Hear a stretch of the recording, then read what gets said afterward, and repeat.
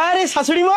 হ্যাঁ হ্যাঁ বাবা জামাই, তোমাদের অনেকদিন দেখিনি তাই দেখতে এলাম। বেশ ভালো করেছেন, চলুন চলুন ভেতরে চলুন, পোঙাটাও বেশ বড় হয়েছে, আজকেই মারবো।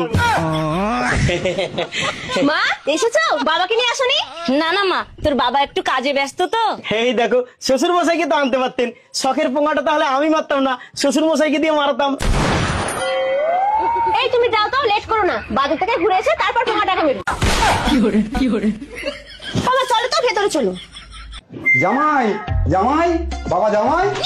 আরে এই শ্বশুর মশাই আপনি এসেছেন? আরে বাবা জামাই, তোমার শাশুড়িটা কই বলো তো? আর বলবেন না, পোঙা মেরেছিলাম তো তাই শাশুড়ি খেয়ে ঘুমাচ্ছে।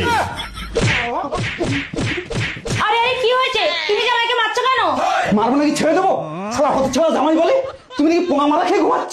আরে বাবা তুমি খারাপ ভেবো না, জামাই একটা মুরগি পুষেছিল, তার নাম রেখেছিল পোঙা, সেটাই মেরেছে।